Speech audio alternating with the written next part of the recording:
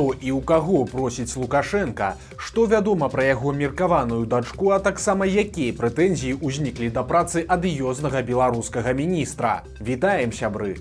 Гэта наша Ніва, і зараз мы ўсё вам раскажам. Пазашлюбная дачка Лукашэнкі ці шэраг неверагодных супадзенняў. Шакуючае расследаванне выкацілі журналісты праекта «Бюро». Яны зрабілі вялікі матэрыял пра людзей, якія ў розны час абслугоўвалі Аляксандра Лукашэнку, і ў біяграфіі яго асабістай цырульніцы знайшоўся цэлы шэраг вельмі цікавых момантаў. Гаворка ідзе пра цырульніцу Сняжану Моцную. Упершыню пра яе, як пра асабістага парыкмахера Лукашэнкі, расказваў Альянс расследавальнікаў Беларусі.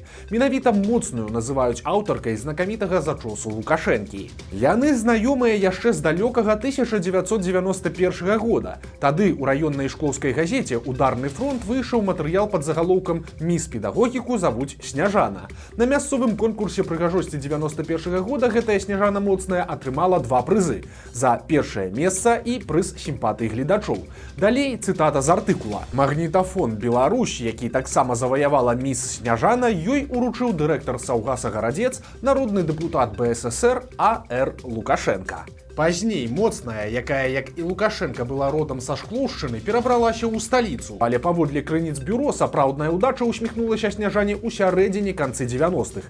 Тады Аляксандр Рыгорович ужо апынуўся ў яе цырульніцкім крэсле. Расказваюць, што Моцную прывозілі ў адміністрацыю прэзідэнта на службовым аўтамабілі, каб яна яго прычэсвала. Бо калі ўзяць вобраз Лукашэнкі да прэзідэнцтва і ў першыя гады, то гэта такі быў даволі калгаснаваты тыпаж, і яму нібыта параілі ўзяць кагосьці, хто сачыў за яго вобразам. Выбар быў зроблены на карысць прыгожай і даўно вядомай зямлячкі той самай Сняжаны. А вось далей пачынаецца самае цікавае. У 1996 годзе Моцная скончыла Мінскі дзяржаўны лінгвістычны універсітэт, але ў базах няма ніякіх звестак пра яе працу ажно да 2001 года. Але ёсць звесткі пра іншы вельмі важны момант. Паводле пашпартнай базы вынікае, што ўвесну 99 года нядаўняя студэнтка Сняжана Моцная зацяжарыла, а затым займела кватэру у цаглянай новабудоўлі палепшанай планіроўкі на сталічнай вуліцы Магілёўскай. У лютым 2000 года ў Сняжаны нарадзілася дачка Крысціна. Ні на той момант, ні пасля Сняжана Моцная замужам афіцыйна не была. Яна і па сёння носіць сваё дзявочае прозвішча, але ў графе бацька маці Крысціны пазначыла нейкага Моцнага Аляксандра Рыгоровича. І тут ёсць важны нюанс. Паводле даных кіберпартызан, такога чалавека ў Беларусі проста не існуе. Можна дапусціць, што Сняжана запісала дачку на сваё прозвішча, але вось хто такі таямнічы Аляксандр Рыгорович, высветліць не ўдалося. І вось тут згадваецца вельмі падобная гісторыя з вельмі блізкім паплечнікам Лукашэнкі Віктарам Шэйманам. Бо ў 2018 годзе учорашняя студэнтка Акадэміі мастацтваў і па сумяшчальніцтве каханка Шэймана Ганна Пушкарова нарадзіла хлопчыка. Дзяўчына запісала сына так: Пушкароў Міхаіл Віктаравіч, а ў графе бацька яна пазначыла нейкага Пушкарова Віктара Ўладзіміравіча. То бок прозвішча было ейнае, а імя і імя па бацьку цалкам супадала з данымі Віктара Ўладзіміравіча Шэймана. Ці зрабіла так жа і Сняжана Моцная, прамых доказаў няма, як і няма прамых доказаў таго, што тая Крысціна сапраўды дачка Лукашэнкі. Але ж супадзенні вельмі цікавыя, і на іх гэтая гісторыя не скончваецца. Пасля нараджэння дачкі Сняжана Моцная стала хутка прасоўвацца па кар'ернай лесвіцы.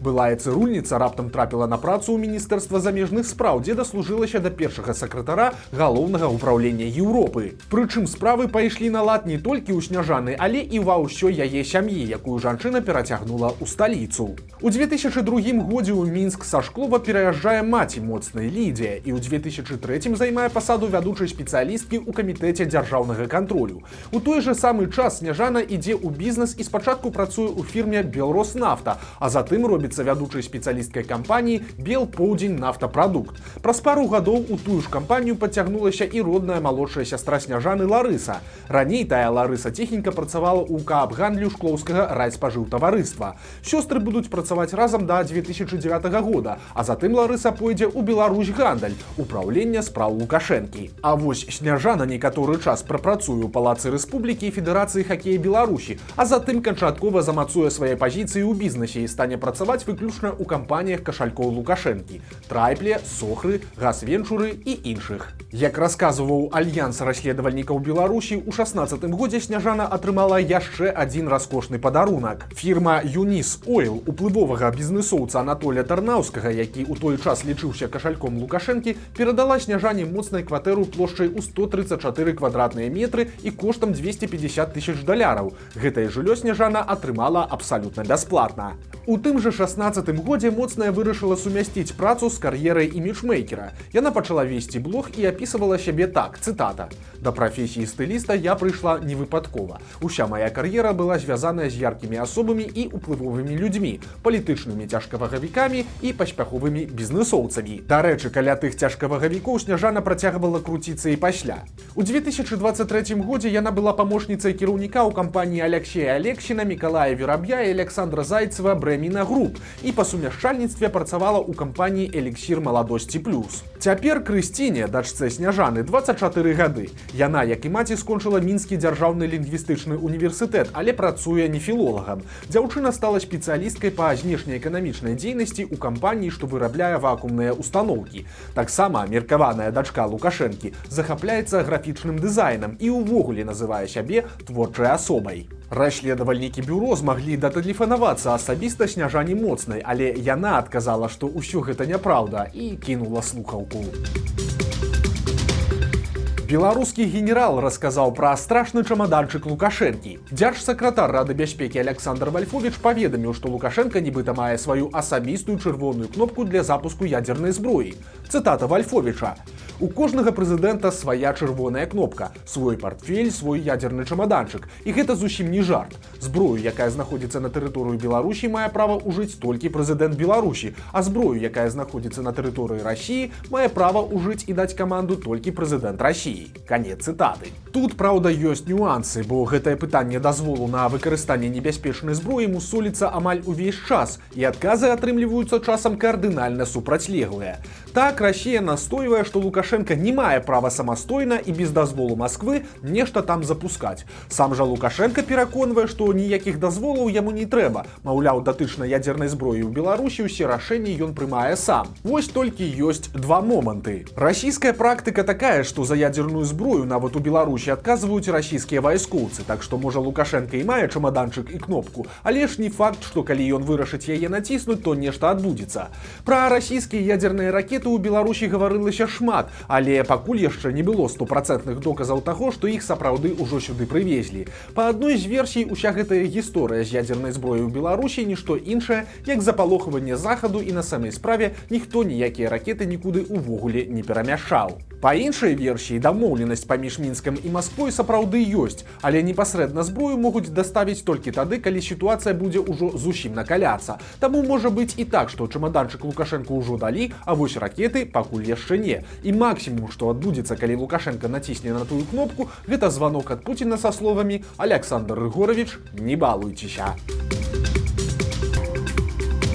Арыштавалі начальніка міліцыі. Зусім нядаўна, у пачатку 24-го года, Александр Кухараў, кіраўнік крымінальнай міліцыі Клімавічаў, атрымаў узнагароду з рук міністра Івана Кубракова. Вясну яго хвалілі і ў мясцовай прэсе. У матэрыялах з загалоўкамі гісторыя поспеху ў органах унутраных спраў. Але неўзабаве Кухарава чакала крутое піке, і цяпер ён знаходзіцца ў СІЗА па вельмі сур'ёзным карупцыйным абвінавачванні. Калі канкрэтна Кухарава затрымалі, пакуль невядома, але апошняя публічная згадка яго імені зафіксаваная ў сакавіку гэтага года. Неўзабаве прозвішча Кухарава знікла і сайта клімавіцкага райвыканкама, і цяпер месца кіраўніка крымінальнай міліцыі вакантнае. У інтэрв'ю раёнкам Кухараў казаў, што з дзяцінства марыў стаць міліцыянтам. Цытата: «Змагацца са злачыннасцю наша праца. Усялякае здаралася, але думка пра тое, каб змяніць род дзейнасці, ні разу не прыходзіла». Цяпер жа сістэма, у якой так доўга працаваў сілавік, пасадзіць яго на працяглы тэрмін. Працэс па справе пачнецца 9 снежня ў Хоцімскім раённым судзе. Гэта, дарэчы, звыклая практыка, калі працэсы над раённымі начальнікамі адбываюцца ў суседніх рэгіёнах. Такое робіцца, каб зменшыць імавернасць карупцыі пры вынясенні прысуду, а прысуд, падобна, будзе паказальна жорсткім. Кухарава абвінавачваюць па трэцяй, самай цяжкай частцы артыкула 430 крымінальнага кодексу. Гэта хабар у асабліва буйным памеры альбо атрыманы асобай, якая займае адказную пасаду. Пакаранне за такое ад 5 до 15 гадоў, а таксама хутчэй за ўсё забарона на працу ў міліцыі. Беларуская прокуратура палохае людзей і крытыкуе працу былога міністра. Перад выбарамі генпракуратура апублікавала вялікі тэкст, у якім нагадвае пра законы, якія забараняюць беларусам палітычныя пратэсты, забастоўкі і гэтак далей. Сілавікі палохаюць людзей штрафамі, крыміналкамі і нават расстрэлам. Цытата: «Калі ў выніку прымянення гвалту наступілі цяжкія наступствы, то крымінальная адказнасць будзе яшчэ стражэйшай, аж да смяротнага пакарання за забойства супрацоўніка органаў унутраных спраў». Канец цытаты. Праўда, калі згадаць пратэсты 20-го года, то падчас іх сапраўды гінулі людзі, але выключна мірныя. Той жа Александр Тарайкоўскі ці Роман Бандаренко. За іх смерці ніхто з сілавікоў пакарання не панёс. А былым сілавікам з Белпол трапіў закрыты ліст генпракуратуры, у якім крытыкуецца праца беларускага таварыства паляўнічых і рыбаловаў. Гэтую арганізацыю цяпер узначальвае экс-міністр унутраных спраў Ігор Шуневіч. Вы мусіце яго памятаць па двух гісторыях. Першая — гэта выбачэнне падлетка за аплявуху помніку гарадавому ў Мінску, і другая — гэта самагубства магілёўскага даішніка. Тады ведамства Шуневіча зладзіла маштабную аблаву на мясцовых цыган, якія аказаліся ні ў чым не вінаватыя. У выніку міністр за гэта выбачацца адмовіўся, за што і быў зняты з пасады. Цяпер жа пракуроры адзначылі, што на новай працы ў Шуневіча справы таксама не вельмі. Згодна з дакументам, яго арганізацыя не толькі недастаткова займалася аховай паляўнічых жывёл, але і яе кіраўніцтва неаднаразова парушала устаноўленыя законам правілы. Напрыклад, у 22-м годзе прадстаўнікі Дзяржынспекцыі зафіксавалі 113 парушэнняў, якія дапусцілі супрацоўнікі таварыства паляўнічых і рыбаловаў. У 5 выпадках гэта нават стала падставай для крымінальных спраў. Дзікая гісторыя адбылася ў Мінску. Там дарослы хлопец выпіваў разам з айчымам і мужам сястры. Калі айчым пачаў хваліцца перад гасцямі нейкімі сваімі баявымі заслугамі, хлопец псіхануў. Спачатку ён заявіў, што гэта ўсё хлусня, а пасля абвінаваціў айчыма ў страшным. Ён заявіў, што айчым гвалтаваў і яго, і сястру, то бок сваю родную дачку, калі яны былі зусім малымі. Пасля завязалася бойка, і ў выніку малады мужчына ударыў айчыма нажом. Пасля аднаго забрала хуткая, а другога міліцыя. Айчым у выніку выжыў, а калі справа дайшла да суда, то дзеянні яго прыёмнага сына прызналі цяжкімі цялеснымі, маўляў, забіваць не хацеў. Вырак аказаўся нечакана мяккім — 4 гады хатняй хіміі. Вось такія навіны пятніцы. Нагадаем, што ў нядзелю на нашым канале выйдзе чарговы цікавы сюжэт, таму падпісывайцеся на канал, каб нічога не прапусціць, стаўце лайкі альбо дызлайкі і выказвайце заўвагі ў каментарах. І, канешне, чытайце нашу Ніву, глядзіце нашу Ніву і любіце Беларусь. Да сустрэчы ў нядзелю.